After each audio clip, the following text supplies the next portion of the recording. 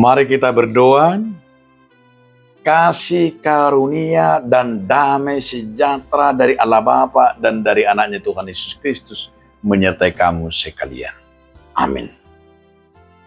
Saudaraku, di dalam nama Tuhan Yesus Kristus, sebelum kita beraktivitas hari ini, di akhir minggu ini, hari Sabtu ini, marilah kita mengakhiri dengan mendengarkan firman Tuhan yang tertulis dalam kitab Kejadian 37 ayat 22.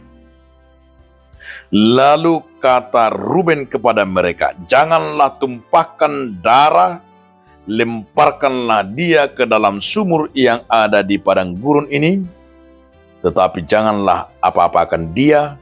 Maksudnya hendak melepaskan Yusuf dari tangan mereka dan membawanya kembali kepada ayahnya. Akub nini nasi rube mamadok nasida unang duru sok kamu mudar. Dabu hamu ma ibana tagonat tugurung. Ai di halongonanon unang mangonai tanga kamu tibana. Alai naing paluon na ibana siya tangan nasida. Asa di paulak ibana tu amana. Demikian firman Tuhan. Saudaraku, dalam nama Tuhan Yesus Kristus, saya juga membuat judul kita hari ini. Sungguh sangat sulit memang, tapi saya buat judulnya Anak Kesayangan.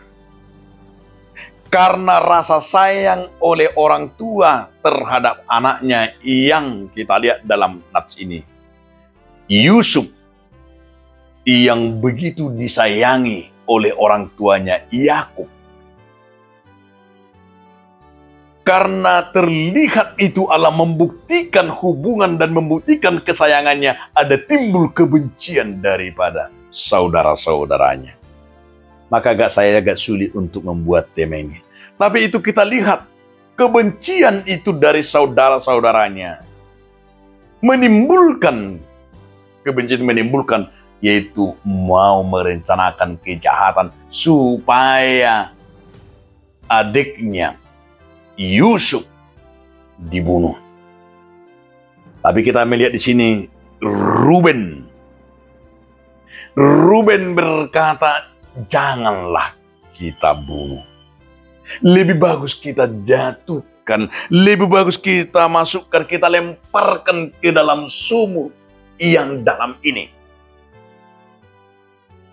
Di padang ini pasti mereka tidak apa-apakan, dan pasti mereka akan mati katanya.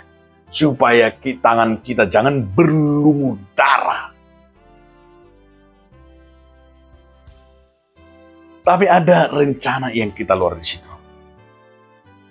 Di sini saudara-saudaraku yang kita lihat, karena kesayangan Yakub kepada Yusuf itu, sebenarnya ada menimbulkan kebencian kepada saudara-saudaranya. Kita juga sebagai orang tua supaya hati-hati ini juga perlu. Agar kita jangan sampai ada di antara anak-anak kita timbul kebencian karena rasa kesayangan yang kita pilih-pilih. Maka agak susah saya katakan tadi. Tapi hendaklah setiap orang tua mau membuat anaknya sama. Ini yang pertama. Yang kedua, bahwa di sini juga kita lihat ada rancangan Tuhan yang sungguh luar biasa.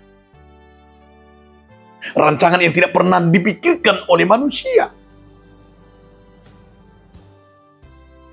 Kalau kita berpikir, ini rancangan apa sih? Tapi harus jujur, rancangan Tuhan sungguh indah, luar biasa. Sekalipun itu adalah menyakitkan. Tapi di cara Tuhan yang sungguh luar biasa, justru itu kita lihat di sinilah sesuatu siklus yang Tuhan rencanakan untuk menjadikan Yusuf orang yang hebat. Untuk menjadikan Yusuf orang yang luar biasa. Karena dia tahu, karena juga Tuhan sudah memilihnya, Tuhan sudah mengangkatnya, dan Tuhan sudah memakainya.